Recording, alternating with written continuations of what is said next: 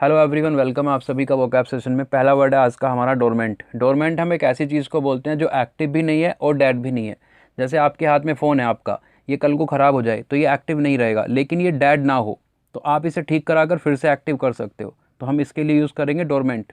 जैसे dormant volcanoes होते हैं, ज्वालामुखी होते हैं, वो एक्टिव नहीं होते हैं लेकिन वो डेड भी नहीं होते हैं। इसका मतलब क्या हुआ, वो कभी भी एक्टिव हो सकते हैं, इसलिए हम उनके लिए यूज़ करते हैं डोरमेंट का, जिसे हम हिंदी में बोलते हैं निष्क्रिय। Not active but not dead also. Next word हमारे पास है इग्रेजियस।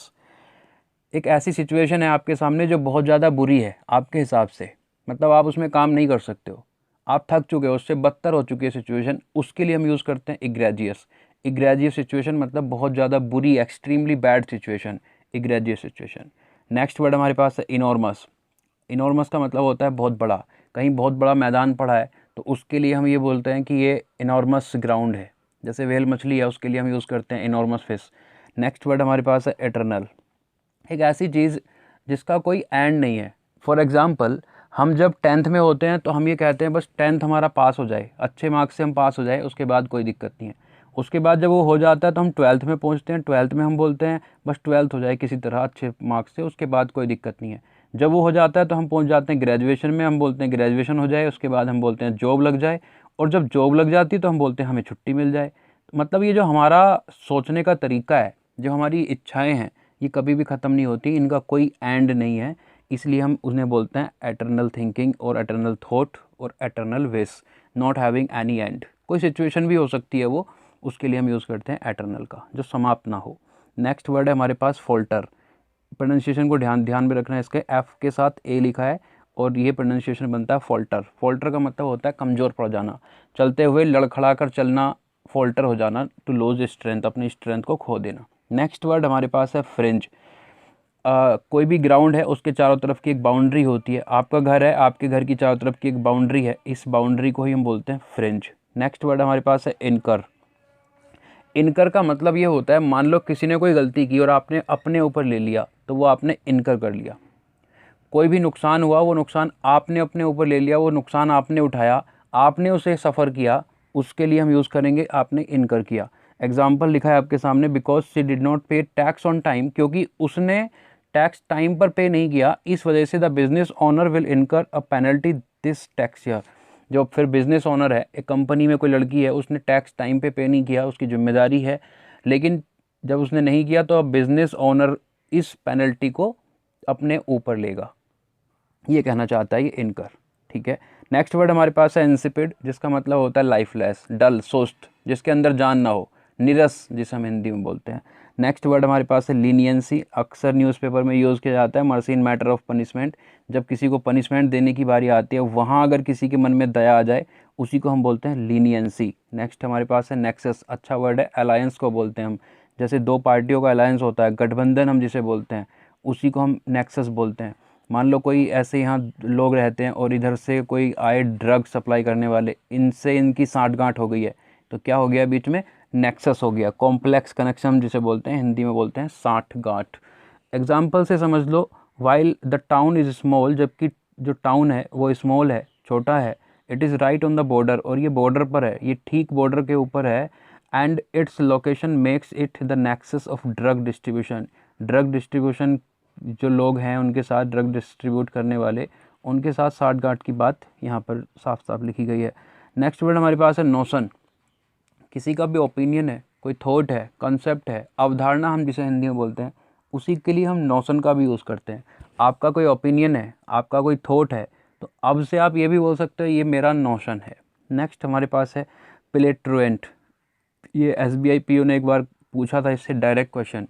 प्लेट्रुएंट का मतलब होता है किसी भी काम को करने से मना कर देना या बिना किसी वजह के काम पर ना जाना, इज कॉल्ड प्लेट्रुएंट। ठीक है।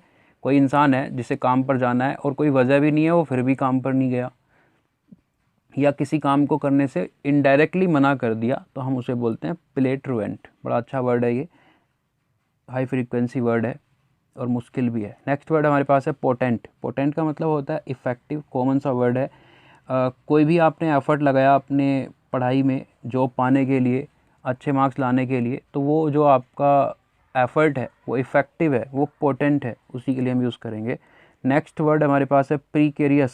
प्रीकेरियस मतलब होता है डेंजरस। अब ये डेंजरस का मीनिंग ना एक अलग तरीके से यूज़ किया जाता है, खतरे से भरा हुआ तो है ये प्रीकेरियस, बट ये अलग तरीके से यूज़ कैसे किया जाता है एग्जाम्पल से समझो। Choosing between closing my business, ये चूज़ करने में कि क्लोज में अपने बिजनेस को क्लोज करूं, और laying of employees. Lay off का मतलब भी आप नोट कर लेना कहीं को, LAYOFF, ले ऑफ।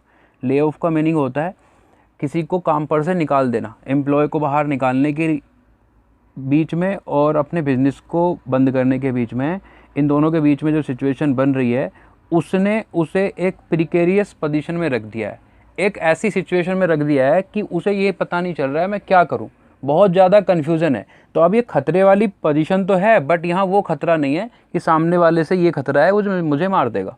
बात समझ में आ रही है तो ये खतरे वाली सिचुएशन, यार अब मैं क्या करूँ, मेरा बिजनेस डूबने वाला है, मेरी जॉब जाने वाली है, मेरा घर जाने वाला है, तो ये है तो खतरे वाली सिचुएशन ना, लेकिन ये खतरा वो खतरा नहीं है कि सामने वाले से मरने का खतरा है, सामने वाला हमें मार देगा। ठीक है, तो प्रीकेरियस का मतलब होता तो खतरे से भरा हुआ है, बट किस सिचुएशन में ये भी आपने समझा।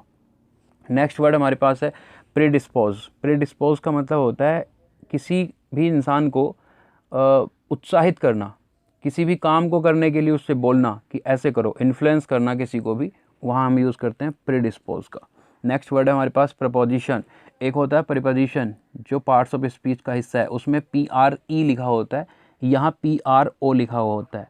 रीजनिंग वाले जो एस्पिरेंट्स हैं बैंकिंग वाले, फिर से ध्यान दें, आपसे वो क्वेश्चन पूछा जाता है लेटर से एक वर्ड बनाने के लिए, तो याद रखना ये PRO वाला भी एक वर्ड होता है, PRE वाला तो आप जानते ही हैं। प्रपोजिशन का मतलब ओपिनियन होता है, अगेन से सजेशन, विचार हम जिसे बोलते हैं, उसके लिए अभी हमने एक वर्ड पढ़ा है नोशन, तो इसका सिनोनिम हो जाएगा नोशन, सिमिलर वर्ड हो जाएगा इसका नोशन। नेक्स्ट हमारे पास है सैड ब्लड। सैड ब्लड को हम बोलते हैं खून खराबा करने को सैड ब्लड बोलते हैं।